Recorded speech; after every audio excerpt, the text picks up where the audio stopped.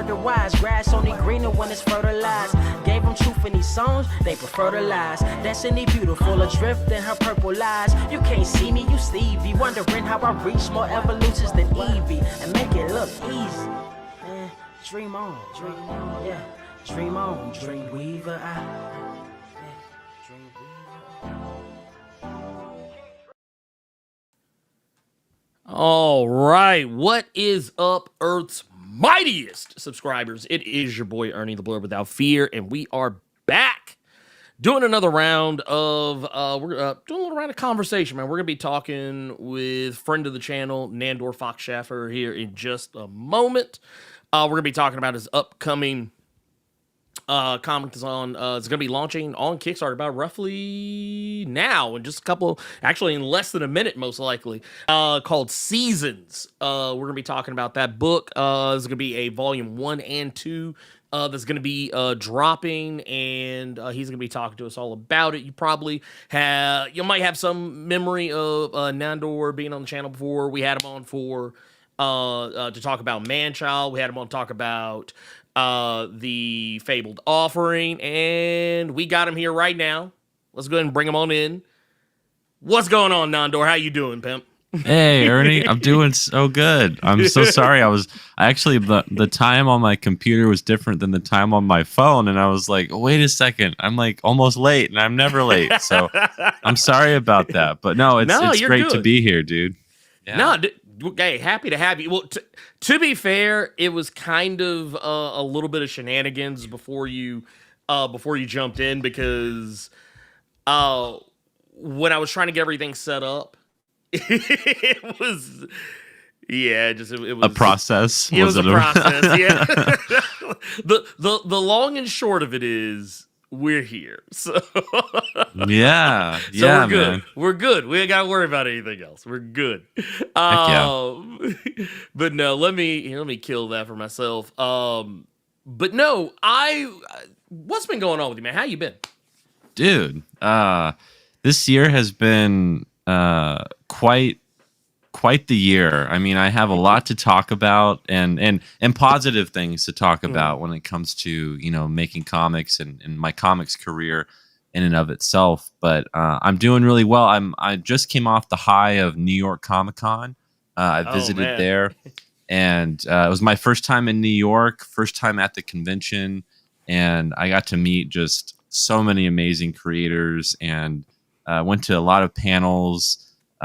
Ran into just some of my heroes. So this year's been fire so far. It's been awesome. Dude, well, look, I can only imagine it was, from what I understand, I heard there was a lot of really cool stuff that was going on. So I wanted to actually come out this year, but just it was not in the it was not in the cards. There was just so much other stuff that was going on. Yeah, have you ever been, or like no, what's your? No. Okay, I've never been to New York Comic Con. So but I've always heard a lot about it. So I was just like, oh man, I want to check in on it, see what's going on. But I'm gonna try and go next. Yeah, I always say that, and then I never go. Well, and I've wanted to I first year at New York. I really have always wanted to, of course, drop by San Diego and see what that's all about. But I haven't had a chance to do that. And I think New York is considered to be the second biggest convention in the U.S. So, but I liked how it was organized. I thought everything was really well done. It was easy to access, easy to get in and out and stuff. But, it was such a... Like Thursday, I was like, man, this is really busy. And then Friday, it keeps growing as the weekend progresses. And I was just like, oh my gosh, like my Midwest, brain is like having an aneurysm right now of all these people. But I always, and I was telling people at the convention, I went to Japan earlier this year. And it kind of, honestly, I did it backwards. I should have went to New York first and then go to like another country.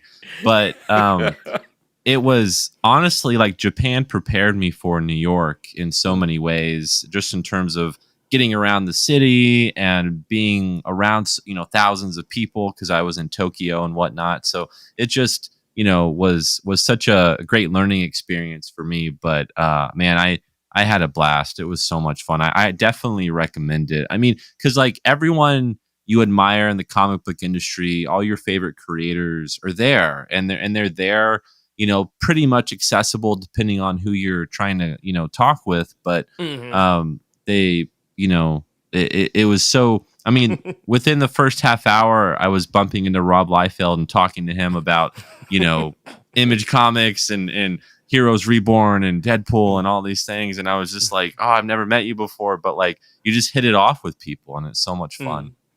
Yeah, I know. Yeah, because just talking to some people that had gone, like, yeah, it's kind of crazy, like all the different people you'll run into. Yeah. And like I said, everybody's there just about. So like anybody who's anybody, you're probably going to be able to see. The level of access is pretty crazy from what I hear. And I guess to really kind of catch up with you on what's been going on. Because I was telling people before,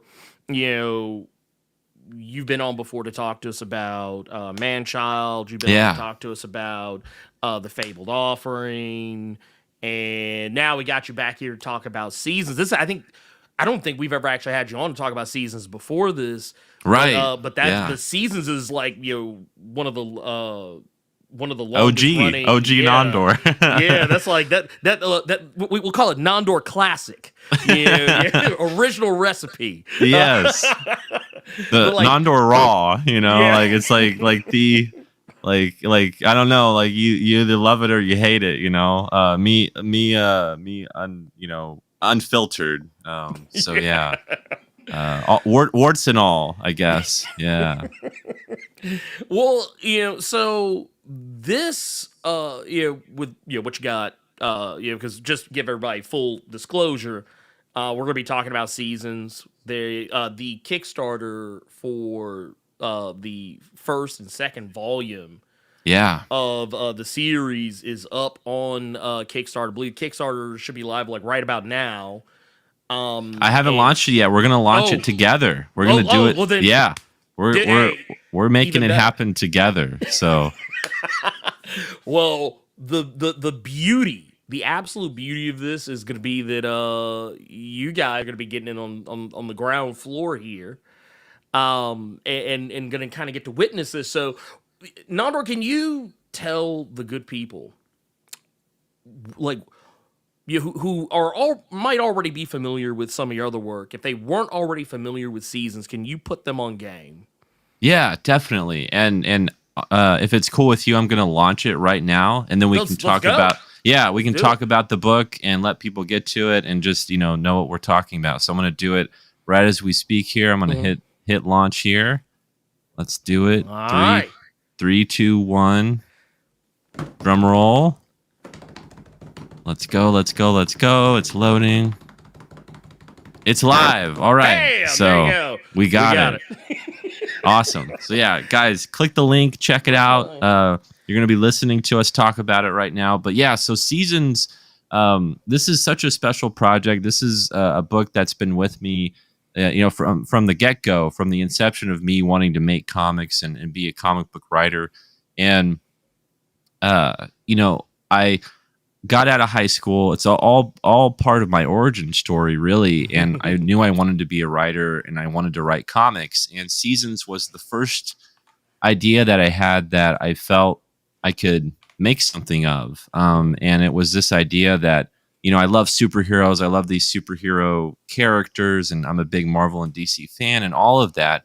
And I thought to myself, what if there was a character whose abilities changed, and they would alter, and like all of our favorite characters, they have their own power sets and their concrete power sets that we know and love.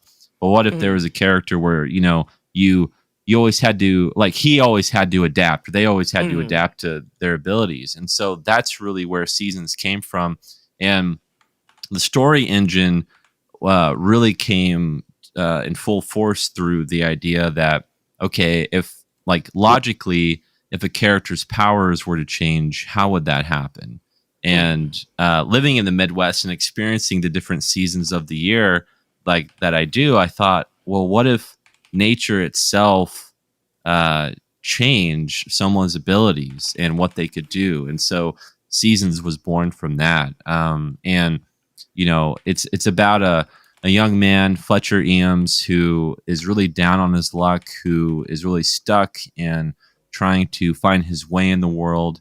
And he gets rejected by the love of his life, and it sends him spiraling to not only discover these abilities, but this unseen world that he has to navigate and figure out. And it really tackles themes about loneliness and depression and feeling like you don't belong and being ostracized in the world and seeing things that other people don't see. So it has a fever dream quality to it.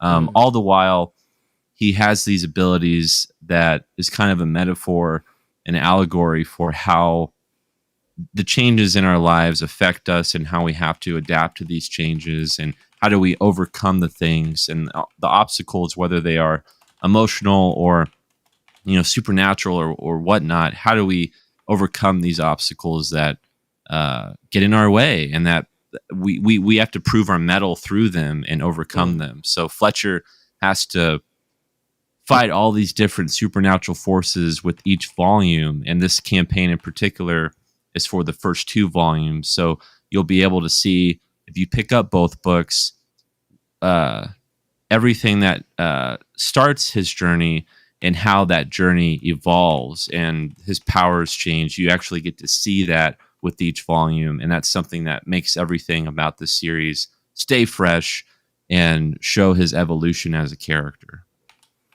Which I like the concept of it, because kind of like you said, we're not used to seeing a character whose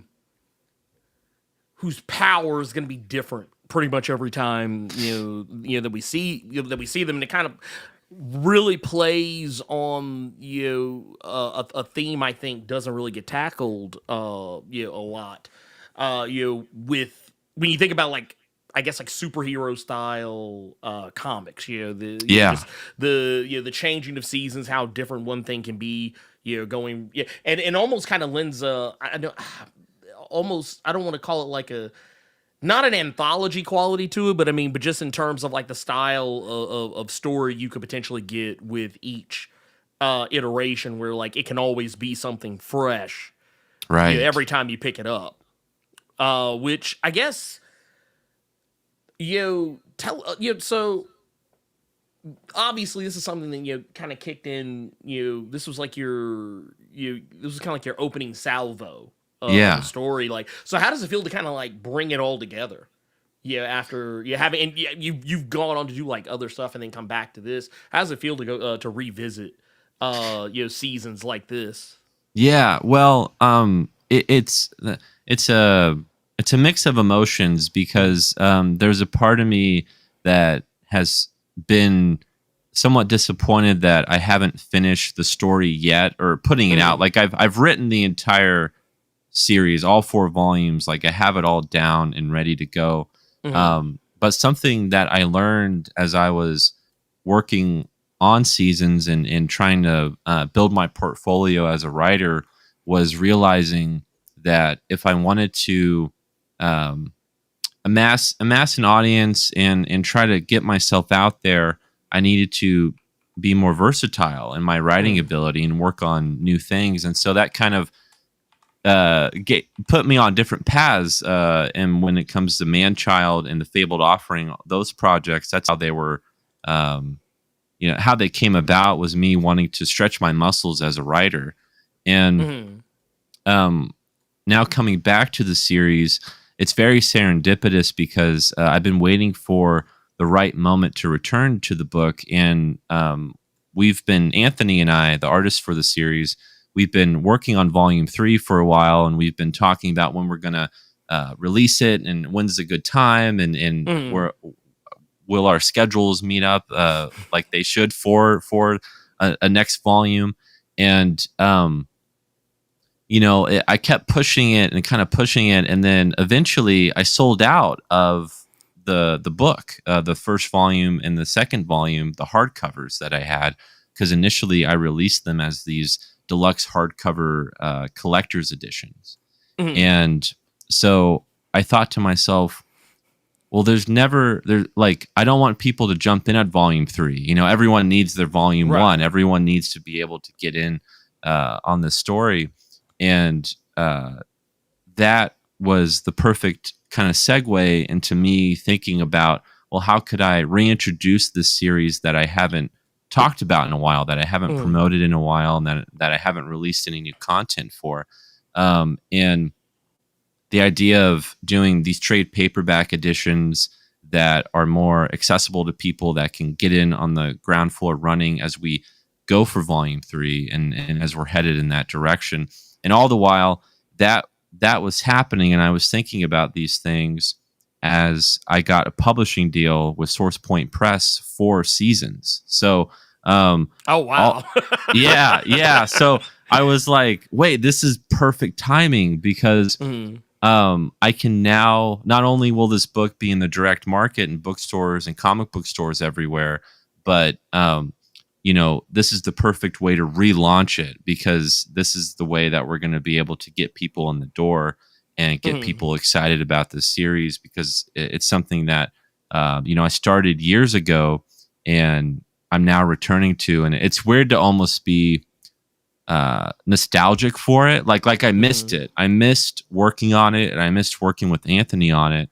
And now to be able to talk about the story and to look at it with fresh eyes, with more experienced eyes. You know, I'm a way better communicator than I used to be. I'm a way better writer than I used to be. And I will say that's something that I'm grateful for, that I haven't put out volumes 3 and 4 yet, because I'm editing those scripts now and I'm making them better, and they're going to be a better story. So like, you know, I'm cutting the fat. I'm making things a lot more cleaner, a lot more nuanced, and you know, tighter. Everything's a bit tighter. So, and now Anthony and I have such a great rapport in terms of our relationship and how we work together. And you know, we know each other like, you know, the back of our hands. Like we're on the same level when it comes to our visual tastes and what we like and whatnot. So that's a long-winded answer, but like it's a no, you're good. Yeah, it's a mix of emotions, but you know, I've always felt like Seasons, because it was my first book, you know, people were starting to get to know me, and now that people know who I am, and other people who have maybe read some of my other projects, I'm really hoping that I can get them to Seasons, and that they can get on board with this series that really launched my career in making comics and wanting to get into all of this crazy industry that we live in and that we're a part of. And so it feels validating and affirming, especially with the publishing deal. And I feel like, you know, it's getting its due. It's getting all of the attention that I wish it would have gotten at the beginning. Well, I mean, you know, that is something, you know, and here, actually, you know, let's pull this up, since you know, since we have the ability to do so. Yeah. The thing that I have been trying to like get to work for like the past like 15 minutes that just absolutely positively refused. But that's we're not here to talk about that. We're not here to talk about that. We're here to talk about what's working, and that is, you know, this comic. So I wanted to ask, you know, because this is something that I think a lot of people actually struggle with, and the fact that you talked about it, you know, I think is very important. That, you know, a common piece of advice I always hear people say is, instead of trying to perfect the thing before you release it, like, just make it. Like, make the thing, because the more you make it, the more it's going to get better over time. And then you can always go back if you want to and like tweak things here and there. Was that like something that you like? Was that something that kind of came to you naturally, or was that something that like, you know, that like, did you ever like struggle with trying to, you know, get the thing made first, then, or you know, trying to like, you know, wrestle with how to make it? Yeah, you know, I really, I I kind of look back on like trying to make a comic for the first time and going through the motions of what that looks like and trying to find an artist and all of those things that you kind of learn like a trial by fire really. And I like I recognize that kid, but I look back and I go, man, like I must have had a drive that I almost don't understand, because I like in hindsight, like with all the knowledge that I've accumulated now about how to navigate social media and crowdfunding itself and making comics, it makes me feel confident. And so I realized how much I didn't know at the time and how much I've learned over the years. And I was kind of unashamedly confident in wanting to tell a great story, and I believed in this story. And when you're making when you're a part of any creative endeavor and you're trying to get it out there in the world, you really have to be your biggest cheerleader, but you have to be your harshest critic, at the same time. And that's where the tension is, right? Because you're like, I believe in myself and I believe in what I'm doing, but it's like, but is it any good? Like you're asking yourself this at the same time. And like, I think it's good, and it's really up to the people, right? And that's when the initial response to Seasons, when I first put it out online for free for people to read, I started to see that it was resonating with people and that people were enjoying it. And, it's, if that wasn't the case, I would have stopped a long time ago. And it's only because of the reception that I've gotten, that I feel like, okay, I can keep on going. But it just takes that little spark of an idea and that drive, and to kind of know what you want to do and just jump in, because like at the time I just felt like I know comics, or at least I feel like I know comics, and I understand the language of comics, and I wanted to see if I could capture some of that beauty and that energy and that magic that comics is, and bring that to life in my own stuff. And so that was really like, I was trying to prove something to myself, and that led to, trying to prove it to the world and see like, hey, this is me. This is what I want to do. I hope you guys will, join me along and be along for the ride.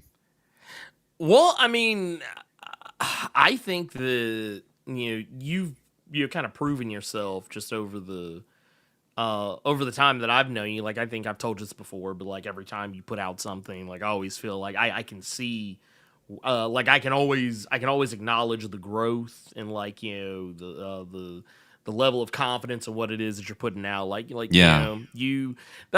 that's why I think it's pretty sound advice. Like, just do the thing, just do it, because, clearly if you're enjoying yourself, you're putting your passion behind it, people are going to, people are going to let you know.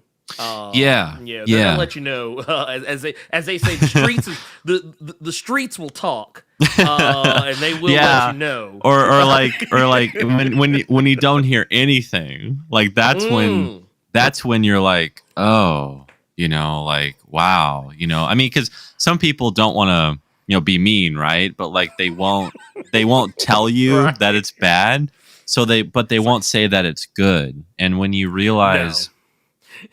If you have your ear to the ground and you're kind of watching people's reaction, that's when you can really tell. And something, with comics in particular, you have so many stages through the development process to edit what you're working on. Like you have the script phase, and then you have the phase you're working with the artist, and then you have the phase where you're editing the lettering. Like maybe there's too many words here, or you need to cut this down, or the words aren't really working with the images, and you need to, fix that. And that was something that I had to learn as I went along. And it really helps to, those stages are very helpful for a writer, first time writer, because it makes you look at your work again and again and again and see, like, does this work? And is it, like, it's never going to be perfect. And that's something that, creatives have to get over. They have to get over that initially. And then eventually it's like, I'm excited about this story. I feel like it's the best that I can do at this time. And, here it is. And, there was a version of Seasons with this campaign for the trade paperback editions where I thought to myself, maybe I should go back, and change some of it. Maybe there are some things about it that I feel like could be better. And I was like, no. Like, I can't start thinking that way, because once you go down that rabbit hole of like, well, this could go, this could be better. This could be better. This could be better. You'll never finish it. Right. And like, it won't be this by the end of all of those edits. It won't be the same book anymore. And I think, I want people to read Seasons and read Man-Child and the Fabled Offering and see the progress and the evolution of being a writer, while still, Seasons to this day, I read it and I look at it and I'm still so proud of it. And I think it is maybe my most approachable work, or at least the one that, when I'm at conventions or I'm doing signings, people pick up and they're always fascinated by it in a way that, their eyes light up and they love Anthony's artwork. And it's really Anthony that, pulls them in and, shows just how beautiful this book is. Well, I mean, to me, like I said, I think it's definitely, of just about anything that, of yours that I've experienced, I feel like, it is. It's one of those, like, it's weird because it's not accurate to call it like the most straightforward, but it is definitely like the one that I feel resonates. Like it has a vibe to it that I think like it's intriguing. Just kind of go back to the beginning of let's see if I can actually get it to do the thing that I'm asking it to do that it is clearly not wanting to do. It's taking its sweet ass time. There you go. But no, like going back to it, like, when I see this cover, I look at it and I go like, oh man, that's kind of crazy looking. I would like to know more. But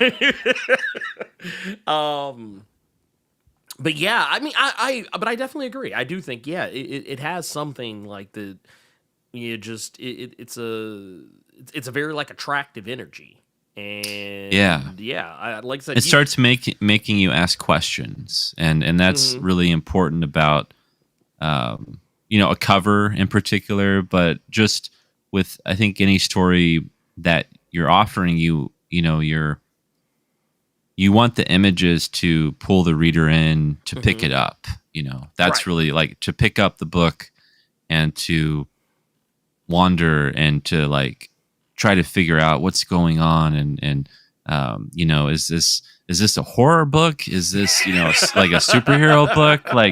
Like what's going on? Why is his eye glowing? And so that's the power of a cover for sure. And it's something that with these new covers for the trade paperbacks, we were really trying to make sure that it was a statement and that we capture that energy of these books. And Anthony has evolved so much as an artist since we started, and so that's been really cool to see and see how much he's because he does everything. He does the pencils, the inks, the colors.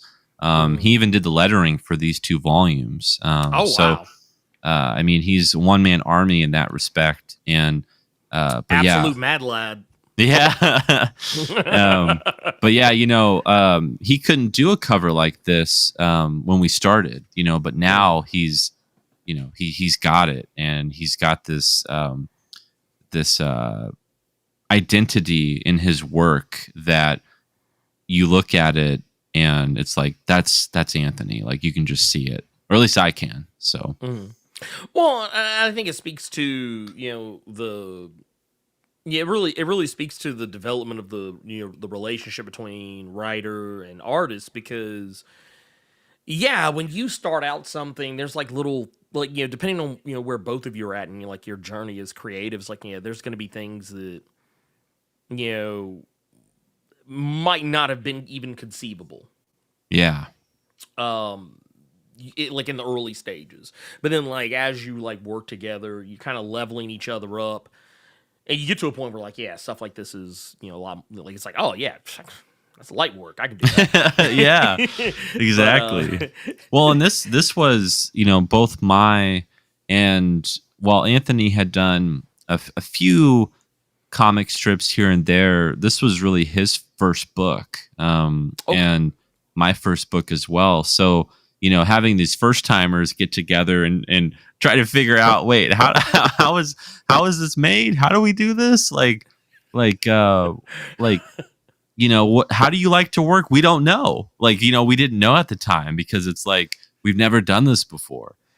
So to be able to go through those growing pains together, I think was really great for us, and for our relationship, and our collaborative relationship, and trying to figure out what we can do. And I remember there are certain sequences and seasons that I was like, oh, I wonder how Anthony's going to pull this off, because we haven't seen this before. And when you have a character whose abilities change with each book, you have to use different tools, for what you're able to show, and how to make sure that we don't just use the same angles all the time, or use the same effects for his abilities and whatnot. So for me, as a fan of his, and as someone who is so excited to see artwork come in, it's always like the best feeling in the world to see what can happen.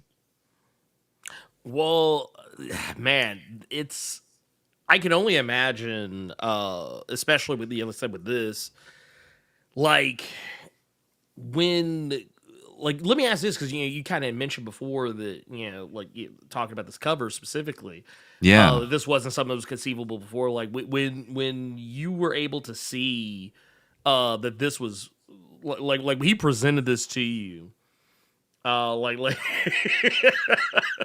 what was the reaction? Yeah, well, it was like, I was just like, taken aback, and like, whoa, like, because he hadn't drawn these characters in a while, and it was like to see where Anthony is now in drawing these characters with the tool set that he has now. And I was just like, whoa, like Fletcher has never looked better, and Kathleen in the background there has never looked better.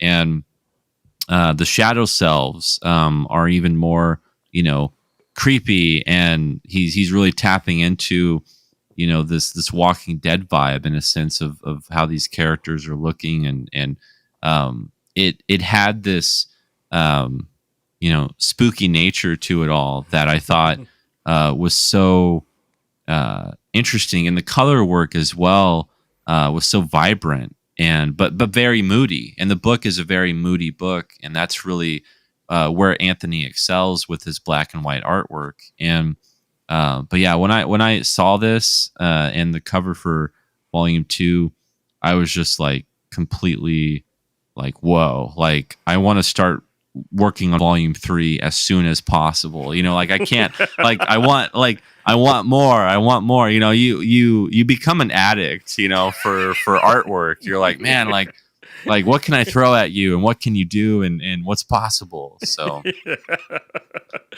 well, like, when you were putting the volumes together, one thing I was curious about, because I've talked about this before, in regards to other books, but I'm a back matter guy. I love getting, like, as much as I enjoy reading a book, as much as I enjoy reading a comic, I'm always more excited for to get to the back of the book, because I'm like, man, I want to see, like, oh man, is there anything back here? Let me, see if there's any, like, kind of behind the scenes, whatever, Yeah. I'm an absolute, like, just junkie for that sort of thing. Process junkie. Yeah. It's like, I can tell you the fastest way to deflate me. The fastest way is for me to get to the back, and it's just like there's nothing. I'm just like, oh man. Like I'll do like the little and then like stomp on the ground like that. That's right.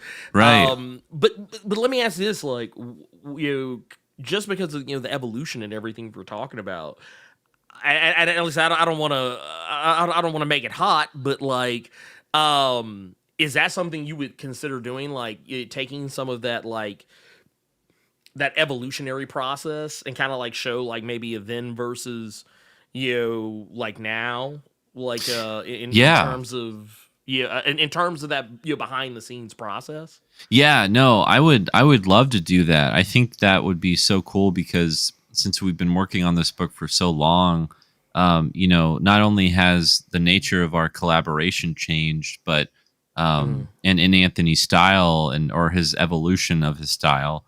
But I think showing, like the first promo image of Seasons compared to, this new cover, and like what's different, and, Anthony taking that apart, or talking about, how his style has changed. Those are things that I would love to have in the back of the book. And also, just like, talk about how that relationship has changed, almost like a Q&A between us, and what that would look like. But I think, I'm a big back matter fan myself, and I love seeing, sketches and process, and,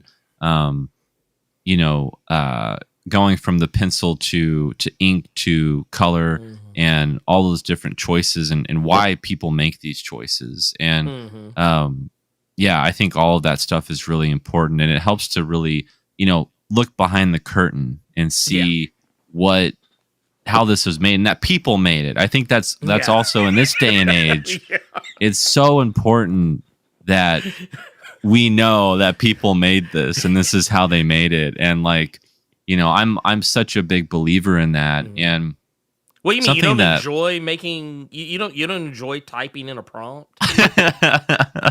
No, it's oh my gosh, like it's so it's just what a soul sucking, like.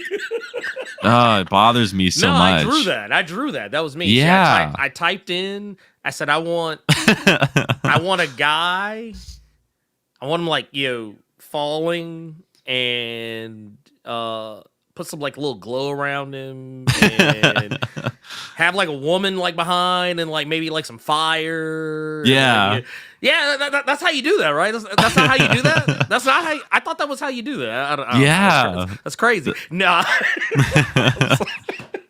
It is so, like, bonkers to me. The people do not understand what makes no fun typing in the prompt. What's up, Ichthus? Dude, thanks for coming. I could not agree more, actually. It's that's a soul sucking, very, like, uninspired. It just seems right. It just not fun. Like, that's like half the, as a. I mean, I'm no I hold no candle to Anthony, but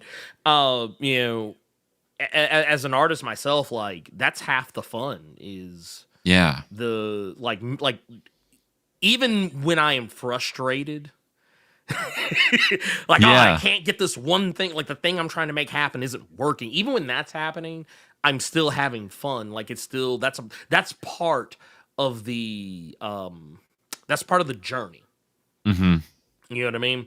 exactly. So yeah, I Yeah, I mean, like I was talking with someone the other day about AI art or I don't even like calling it art, but yeah, AI no. generation. Slop. Yeah. That's what it is. Slop. That's what it is.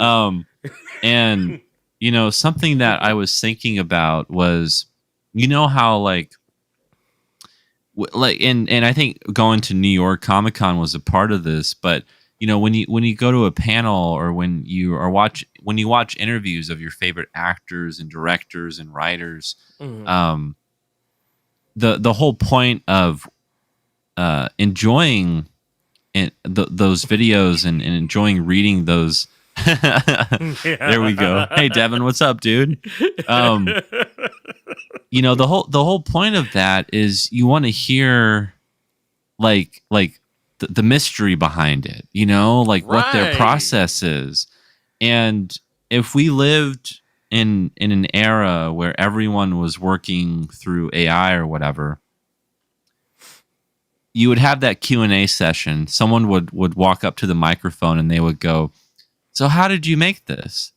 And every single answer would be the same. Yeah. It would always be the same. It'd be like, "Oh, I wrote this prompt in this program and voila," and it was like, wait, you mean like nothing like happened to you or nothing like inspired Mhm. you or how long did it take you to work this, and what were some challenges that you had that you were going through? It's like it would No, always nothing. be, yeah, nothing. Yeah, actually it's pretty easy. Actually, anyone could do it. And it's like, It's oh crazy. my gosh, like it kills me as someone who loves to see the personality of writers and artists work, and that Right. personality is no longer there anymore. Well, it's like you have this in you have this in like anything that's computer generated. Yeah. You have the uncanny valley. And while it's a little bit different, I think for comics, it exists in comics. Like you can, like when I look at a comic that was in any art that was generated with artificial intelligence, I can just look at it and tell. Like I see the lack of soul. I can feel Yes. the Yeah. lack of actual genuine feeling and emotion. Like it's just gone. Well, and I will say that is the only thing about this era that we're living in with AI generation is we're now able to it's almost like an intuition now where we see Mhm. something and we go, that's not genuine, that's Mhm. not true, and it's changing the way we look at art. I Yeah. hope the optimistic side of me wants to go, I hope this will make people appreciate artists Mhm. more. Unfortunately, that's not happening, and I don't know Right. if that will happen. But like, if I tried to look at a silver lining, it would be, look how good we had it. Look how good we have it when it comes to these artists that are so Right. talented that they don't need that. They're superior than that. And those are the people that, I want to work with and I want to be around, because Mhm. those are the people who care about what they're making. Well, and I think for as much as people try to make the argument that, oh, well, it's just a tool just like anything else, but the thing is it's not a tool, it is the creator. Yes. Yeah. It's not a like It's a substitute. Yeah. yeah, Yeah. that's is incredibly accurate, because yeah, I remember someone saying, "Oh, well, what? How is it different from drawing digitally? Like like some of y'all got, like right here. I have a digital art pad right here, Yeah. but the Yeah. thing is, I still have to hold this. Yeah. I still actually have to draw, like with my and a lot of times." even though I have it covered with a bunch of crap behind me, I have a humongous scanner behind me. Most of the time, I scan something that I hand drew and then go back and draw over it, like ink it or whatever, digitally. Yeah. So it's like there's still a human element in it, regardless of however you try and spin it. And that's and to me that's where the difference is. It's like, there's nothing wrong with I don't think there's anything wrong with drawing digitally, so long as you're the person that's drawing it, not like the machine. It's not like when I put the pencil on the pad, the pad just says, I'm making this. It's like, no, exactly. it's still me. So that's why, like, and I think it's very important too, something that you were saying about showcasing that this is something that's not being made by ones and zeros. This is something that's being made by an actual person. Yeah, like this is something that like two actual human beings, not robots or no offense to robots. I mean, I'm not one of those. I'm not one of those anti-robot people. This is a safe space for robots, so long as your name isn't like Mid-Journey or Sora or whatever. But no, but I think it's very important though that you're like over there like bashing the self checkouts, like it's like, no. It's like wait, it's like suddenly like it's like I'm throwing like garbage at the machine, just like go back to the factory where you belong. No, it's nothing like that. It just I think that people. Like, and I even like to differentiate. I don't even have a problem with artificial intelligence. I have a problem with generative. Yes. Artificial intelligence. There's a difference. There's a huge difference. Huge. Because, artificial intelligence is a huge part of our life. It has been for a long time. But this type of artificial intelligence is the devil incarnate. Generative artificial intelligence is and will be, and kind of already is, the downfall of society. And you know what, maybe there's a story there. I'm sure it's been told a few times. I mean, how many Asimov novels do we have to read when it comes to artificial intelligence, or Philip K. Dick novels? It's like they've been warning us for so long, watching Terminator and being like, look at what could happen, and everyone's just like they told us this cliff was gonna appear, and now we're all like, let's run towards the cliff, like let's do it. Ooh, let's walk off this. And by the way, we'll make it look like a Miyazaki animation. Is that gonna be crazy? Yeah. It'll look so good terrible while we do it. It's like, oh my gosh, it's so painful, and it's trash. It's just it's and I'm thankful for the people who have stood up to it. I'm very thankful for the conventions that have said, hey, you cannot sell, AI images. I mean, it just boggles my mind that, we have to make these decisions, and people are like taking up space in Artist Alley, and trying to sell images that aren't even theirs. And it's like someone could, like, that was someone's spot who actually did the work, and you can't take that from them. And their talent could have, and not trying to make it dark, but their talent could have easily made or broke whether or not they were going to be able to pay their bills or be able to put food on their table. It's like you literally took away from somebody to give to a machine, and it's like it's one of those where generally speaking, when I watch movies that are about robots are being oppressed, I'm usually the guy that sides with the robots. But it's in this case where I'm like, man, I ain't gonna lie, man. Them guys over there talking about getting replaced at the factory by robots. I'm not gonna lie, man. They're kind of spitting. They're kind of spitting right now. It's like, y'all are making me side. You're making me side with the anti-robot bigots, and I don't like it. Yeah, I don't like it. But no, I wanted to throw a few questions your way. Sure. I wanted to throw a few questions away from the chat. These are all things that just kind of came up as we were, just sitting here shooting the shit. First one, right here. I'm a take from is this from Itchy 5 says so pun intended. What is the season finale? That's such a it's such a great question, and it's so perfect. You know, of course I'm not going to spoil the end of the entire series. You know, Right. like that would be crazy. But I do want people to I want to let people know that for people who may be interested in checking out seasons, each volume is a story. So like, while they all connect and while you get a bigger picture with each book, each volume has a beginning, middle, and end. And each volume has a different enemy and storyline going on with it that Fletcher has to fight and overcome.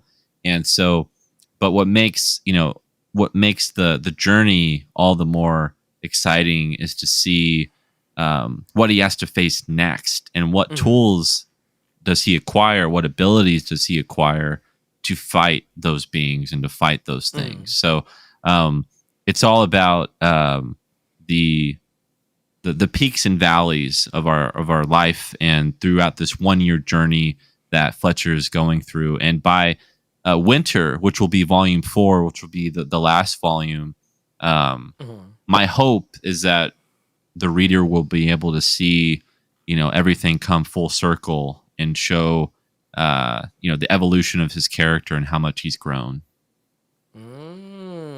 I like that. And also I find it interesting that you are going to get to your winter arc long before George R.R. Martin will. Yes, I must beat him to it. I have to do that.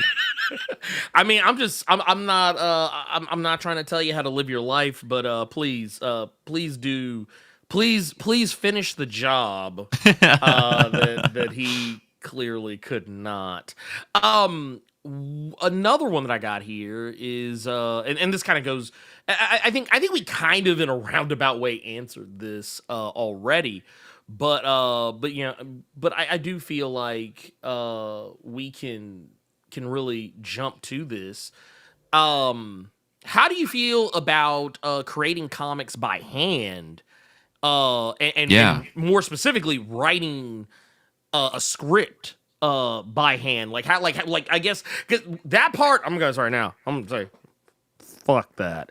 I write this shit on my phone or at my computer. There's no fucking way. But no. That said, yeah, like how do you feel about about tackling it from like a full on like fully human aspect? Yeah, so I'll talk about the art side of things first, and then I'll go to the writing side of it. But when it comes to art, I actually prefer and love traditional art, and the reason why I love it is because as a fan, watching someone draw something on paper and seeing that process of how they're working. And I know it's the same digitally, but like there's more room for error when you're working traditionally, right? Because you can't like erase it as neatly or turn things around or use models or anything like that. Like if it's just solely you in that blank piece of paper, there's something really almost meditative about that process and just being there with it and seeing the power of the human imagination on display. And but also, I just love owning original artwork too. Right. Like I love like this is an original piece that someone drew by hand and is there, and I love that artists get to sell that, and that they that's another form of income for them as well. So I think that's really helpful for artists to have. But there are some things you can only do digitally, and I mean like coloring, for instance. That's always been somewhat digital in the world of comics. It's never been like, someone taking a marker or a crayon or something like and coloring in, like in the golden age or silver age. It's always been a printing process. Correct. So there's that to take into consideration. But when it comes to the writing side, I take a notebook with me everywhere I go. I always have a notebook with me, and I'm always, if I'm in the middle of writing a story, I will, if I have some time or if an idea comes my way, I will sit down and jot down those ideas and write those things. But and there are times where I've written entire scenes in my notebook, and then I will translate that onto the script, my Word document. And I find the good thing, and I recommend this for writers, is the good thing about having a notepad or a notebook or just a piece of paper is that when you're predominantly always online, or like let's say you're working on your tablet or you're working on your laptop, you get an email notification, then you get a text notification. Your mom's trying to get a hold of you, or your partner's trying to get a hold of you. Like all of those distractions are gone because it's only you and the notebook, like it's only you. And I have, like anyone, who's addicted to their phone. I'm working on something on my phone, and then I'm like, let me check Instagram real quick, or hey, let me check YouTube real quick, and then it's like, oh wait, what am I doing? Like this is giving me excuses not to work, right? And I think for me, it helps me to focus because, I almost cannot believe writers, pre-internet, computer era. Oh yeah. And like all the research that they would have had to have done, like the libraries they went to, or they had to be like experts in their field to be able to write what they write. We are so privileged and lucky to like have all of, to have Google, to have all of this information at our disposal, and artists, for reference, reference images. Like, there was a time where you had to like go find, go outside, go to like, life art classes and all of that stuff. And now you can find all of that. Yeah. And so hire a model. Yeah, exactly. Do the Alex Ross approach, and it's like, it's so crazy to see that. And, when I look now you at just like, get a book. You just get a book with references now. Yeah.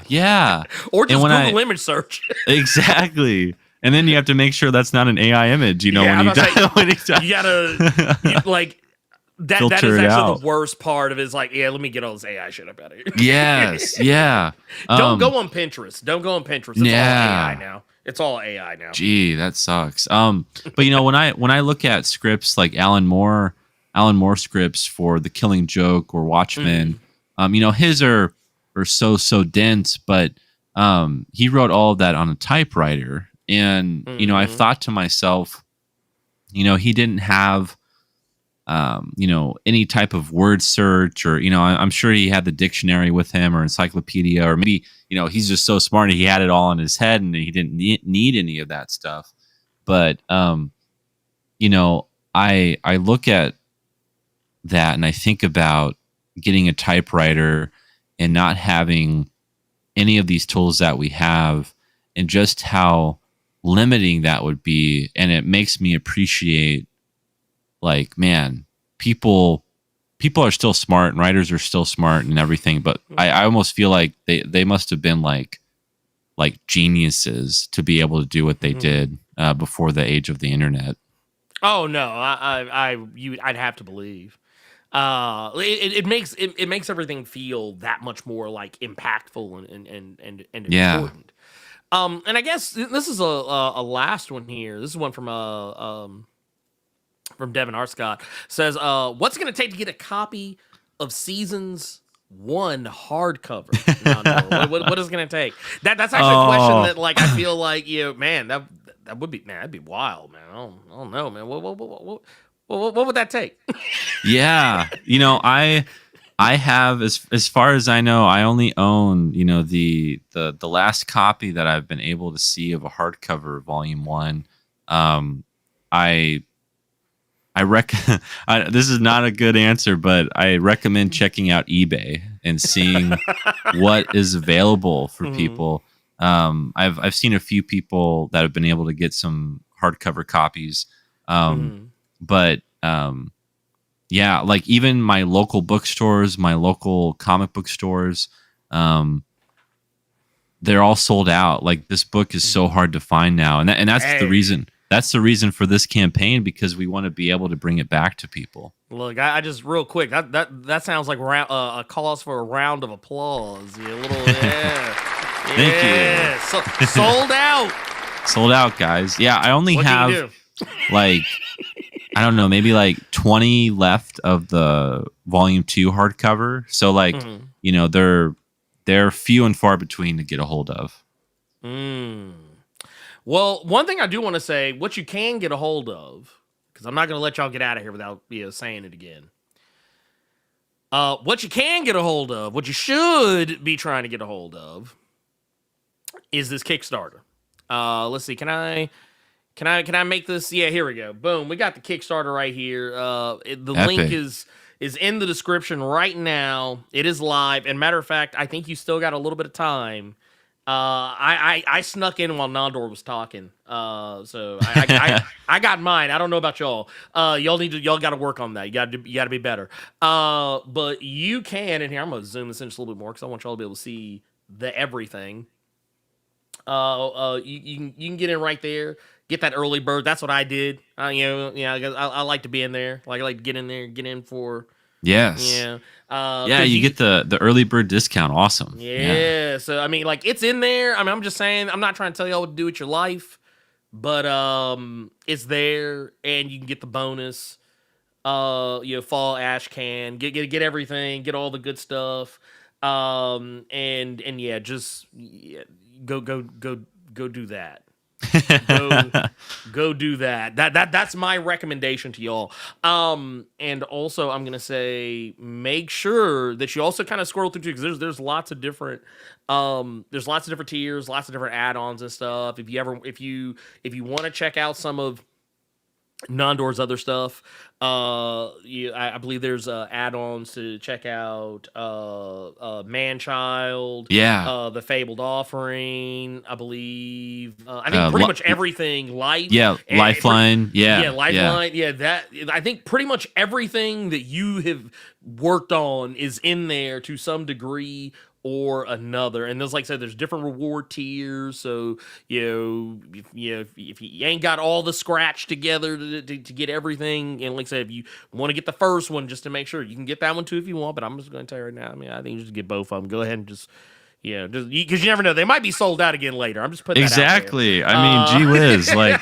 I never thought I would. It's a good problem to have, but man, I never thought I'd be in this position to be like, wow, like we need to go back to print.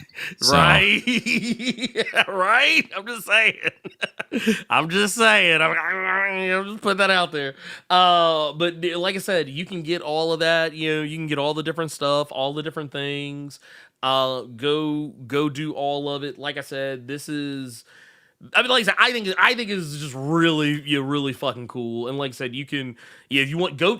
Even if you're like, man, I don't know, I kind of want to learn a little bit more about the Kickstarter. Go to the Kickstarter page. There's more information on the Kickstarter. Like, you want to learn. Like, I got a full trailer for people to watch. I got all this information, that people can look at, the different characters. And a lot of different variant covers for people, some original artwork. We were just talking about original artwork for people to pick up. I mean, there's a lot of great info on the campaign page. Like I said, and like a lot of the preview pages that we showed earlier, like I said, you can check out a lot of them. Right here, you can check out pretty much.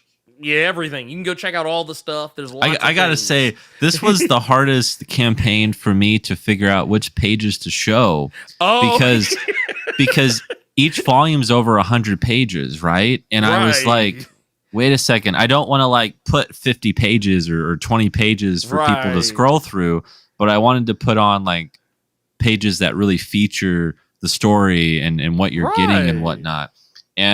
But that's something that I want people to understand is like, these are full length, 100+ page graphic novels that, for $15 you can get one volume. Right. Like it's so affordable. I want this to be something that you look at and you go, that needs to be on my bookshelf, and there's no reason not to pick it up. So, like I said, I'm not trying to tell you what to do with your life, but if you got the extra scratch laying around, look, you could do. You could do worse. You could do a hell of a lot worse. Yeah. Than picking up a copy of Seasons. I'm not trying to just dumb it down, but I mean that's what it is. That's what's in my head right now. So I'm just gonna go and say it. Go check it out. Go check out all the different covers. There's different covers and stuff too. If you kind of want to get you want to get a little taste, different vibe. There's all kinds. Like I said, there's a lot. Yeah, that one right there. That's a crowdfunding exclusive cover by Rob Willis. So that's only going to be available through Kickstarter and being a backer. So cover C, both of the cover C's. So that cover. And then the third cover for Volume 2 are crowdfunding exclusives. So. Oh yeah. No, this is See that's money right there. And then here, this is the other. See, you're only gonna get you can't get these unless you. Yeah. You gotta get them. You gotta get them. Look, I'm not trying to tell you what to do with your time, your money, whatever. But I mean, I'm just putting it out there.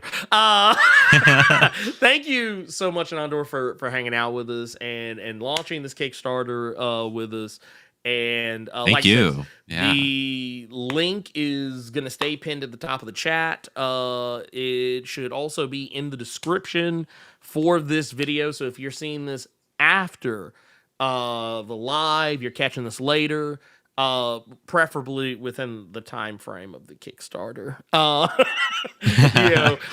You should be able to click in the description, click the link. It'll take you to the site, and you do what you got to do from there.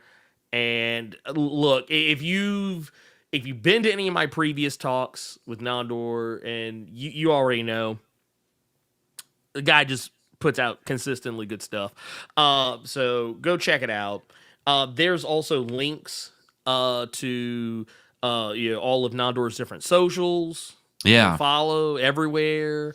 And I believe there's even a link to the Foxhole Comics website. So everything is there. You have no excuse.